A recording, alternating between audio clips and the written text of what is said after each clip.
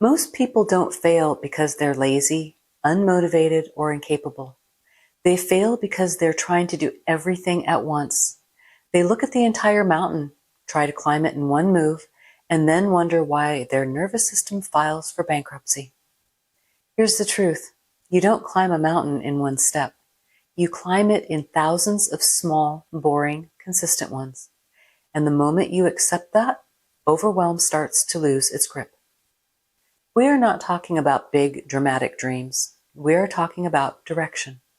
The kind of everyday momentum that moves your life somewhere better without requiring you to become a completely different person overnight. I'm going to share one myth and 8 truths about goals that will help you take the next right step without turning your whole life into a stressful self-improvement project. Because the goal is not pressure, the goal is progress. The myth: I need a perfect plan before I start. A lot of people stall their entire lives waiting for the right moment, the right mood, the right plan, the right motivation, the right support, the right environment, the right energy. They act like progress is something you earn after you feel ready. But progress doesn't come from readiness. Progress comes from starting.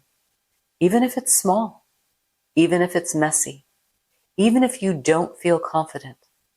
Waiting creates nothing, and I'm preparing can quietly become a socially acceptable form of avoidance. Starting creates clarity. Starting creates direction. Starting creates momentum, and momentum is what makes you feel capable again. A perfect plan feels safe because it creates the illusion of control.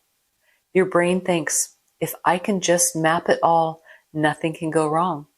But most of the time, the need for a perfect plan isn't wisdom. It is anxiety dressed up as productivity. This is also where all or nothing thinking sneaks in. If you can't do it perfectly, you don't want to do it at all. If you can't see the full path, you stall at the trailhead. Starting interrupts that pattern. It moves you from imagination into reality, and reality gives you information that thinking never will.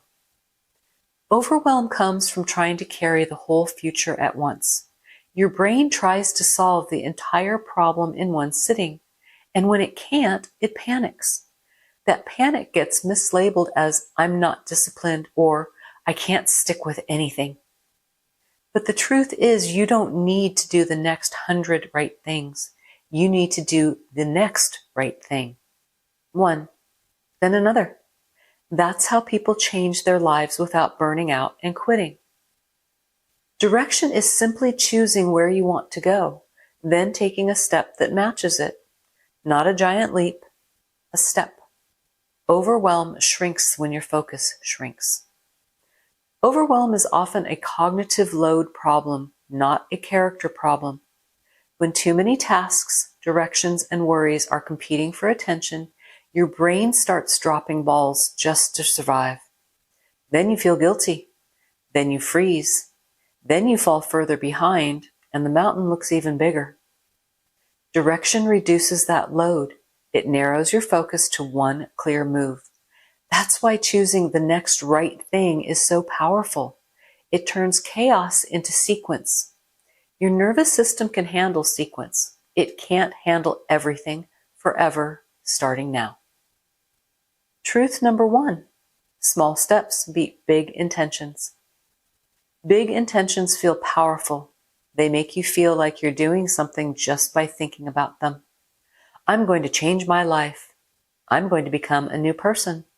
I'm about to have a whole transformation. Very cinematic, very inspiring, very not actionable. Small steps are where change actually happens. Small steps build discipline. They reduce overwhelm. They keep you moving. They build identity. They prevent backslides. They create momentum. And over time, they stack into progress that looks like a different life. People want transformation without the tiny steps that create it. But those steps are the transformation. The change isn't the finish line. The change is the repetition. Small steps work because they build self-efficacy, your belief that you can actually handle your life. Every time you follow through on something manageable, your brain logs evidence. I do what I say I'll do. That evidence is what makes the next step easier. Big intentions often skip that evidence-building phase. They try to leap straight to the identity without doing the reps. Small steps are the reps. They are how you become the kind of person who doesn't need motivation to start, because starting is normal. Truth number 2, direction beats speed every time. You don't need to move fast. You need to move in the right direction. A lot of people sprint at the beginning because sprinting feels like certainty. It feels like, see, I'm serious. Then they burn out, crash, and decide they failed. You didn't fail. You just sprinted when the goal was a marathon. Progress is slow by design. Slow is sustainable. Slow is stable. Slow is what gets you there without breaking you. Speed feels impressive, but it often creates chaos. Direction creates a life you can actually maintain. Speed, panic, shame, or urgency burn hot and fast. That is why people who make huge changes in one burst crash. Not because they don't want it, but because they built the plan on a fuel source that doesn't last. Direction is quieter. It's built on repeatability. It asks, can I sustain this when I'm tired, stressed, and human? If the answer is no, it is not a plan. It is a temporary performance. Sustainable progress should feel almost unimpressive. That's how you know it's real. Truth number 3, overwhelm is future load. Overwhelm isn't always about what you're doing today. It's about what you're imagining you'll have to do forever. Your brain takes one goal and turns it into a lifetime sentence. If I start, I will have to keep it up forever. If I try, I have to do it perfectly. If I take on one thing, it means I'm responsible for everything. That's future load. That is your mind trying to live the whole future at once. And when you do that, even simple goals feel like pressure. Your job is not to carry the whole path. Your job is to see the next step, the next right thing. That's how you stay calm while moving forward. One of the most underrated skills is separating today from forever. Your brain loves turning a simple task into a lifetime contract. If I start walking, I have to become a gym person. If I start budgeting, I will never enjoy life again. If I start setting boundaries, everyone will leave me. That's called catastrophizing, and it makes small actions feel unsafe. The fix is to give your brain a small agreement. Just today, just this week, just the next step. Future you can renegotiate later. Today, you just need one move. Truth number 4, realistic goals beat romantic ones. Romantic goals sound amazing. I'm going to change everything overnight. I'm waking up at 5 a.m. starting tomorrow. I'm fixing my whole life this week. They're beautiful on paper, but brutal in practice. Realistic goals sound almost too small to matter. I'll drink more water this week. I'll clean one area of my room today. I'll save $10. I'll leave 5 minutes early. I'll read for 15 minutes. I will respond thoughtfully instead of impulsively. Small goals don't feel magical, but they create real change. Romantic goals feel magical, but they collapse under pressure. If your goal requires a personality transplant, it's not a goal, it is a fantasy. Romantic goals are often built for your fantasy life, the version of you with endless energy, perfect mood, and no real-life interruptions. Realistic goals are built for your actual self, the one who still has to do laundry, answer emails, deal with emotions, and gets tired. A helpful test is this. If the goal requires you to become a different person on day 1, It's too big. Good goals start by meeting you where you are and pulling you forward gently. They don't demand transformation before you've built the foundation. Truth number 5, your direction should match who you are becoming. This part is key. Don't choose goals based on who you've been. Choose them based on who you want to become. Your past can inform you, but it doesn't get a vote on your future. If you want stability, choose habits that create stability. If you want confidence, choose habits that build self-respect. If you want health, choose habits that support your body. If you want peace, choose habits that protect your time and energy. If you want better relationships, choose habits that support boundaries and clarity. Your goals should be aligned with the future you're walking into, not the past you're trying to outgrow. Direction is identity in motion. And this is where people get stuck in identity debt. They pick goals based on what they've been, then they keep recreating the same life because the goals never challenge the identity. They are familiar goals, comfortable goals, goals that don't require growth. But direction is identity training. When you choose goals that match the future you want, you are telling your brain, we are headed there now. Even small actions become meaningful because they're connected to a bigger self-concept. It is not just a walk. It becomes someone who takes care of their body. It isn't just saving $10. It becomes someone who protects their future. Truth number 6, consistency matters more than intensity. A little every day beats a lot once in a while. Intensity creates burnout. Consistency creates capability. 5 minutes a day is better than 2 hours once a week because consistency trains your brain to trust you. This is one of those psychology truths people hate because it isn't exciting. Your identity follows evidence.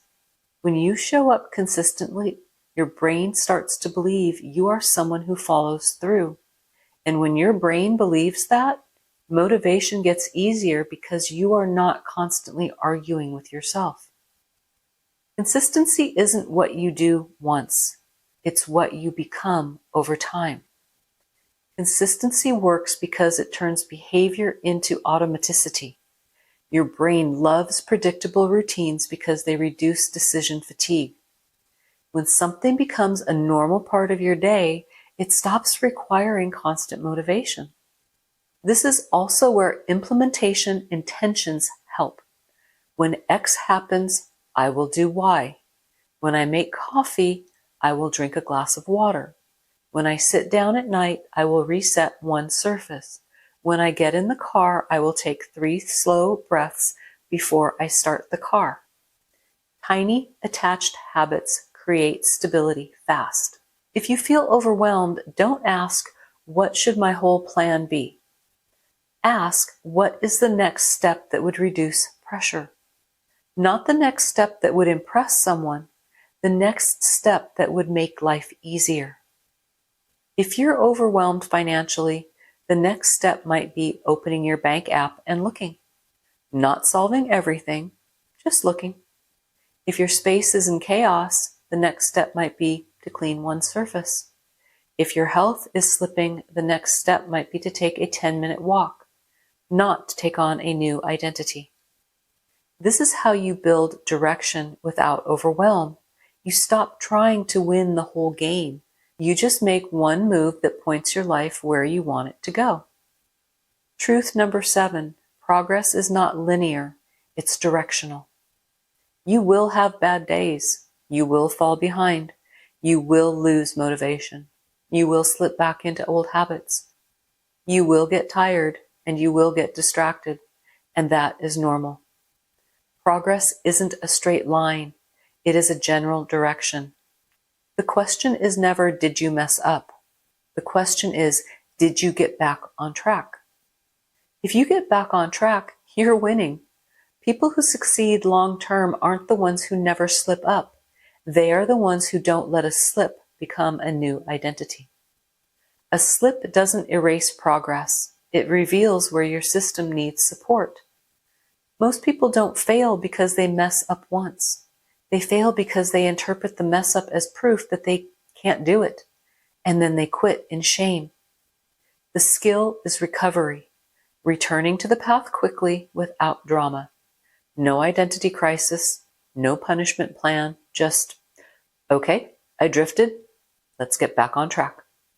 That's what emotionally mature progress looks like. Truth number 8, goals are not there to shame you, pressure you, overwhelm you, or stress you out. Goals are there to guide you.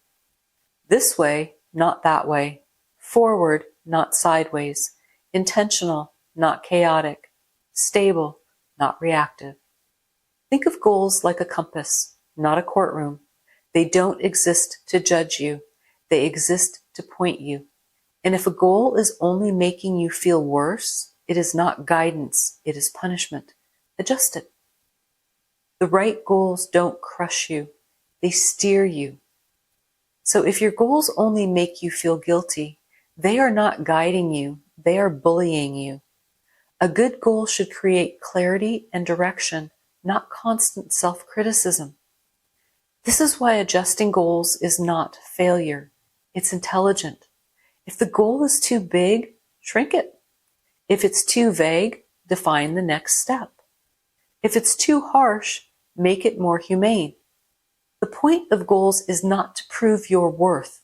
The point is to help you build a life that fits. So what does all this mean? It means you don't need a perfect plan. You need a starting point. You don't need speed. You need direction. You don't need intensity. You need consistency. Choose one small step that matches the life you're building. Do it. Then do the next one. And let that be enough for today. I have linked a companion PDF below to help you pick your direction, choose realistic goals, and break progress down into the next right step so you can move forward without overwhelm. We are not trying to live the whole future today. We are building it one step at a time, by intent. Take what resonates, leave what doesn't, and I will see you in the next one.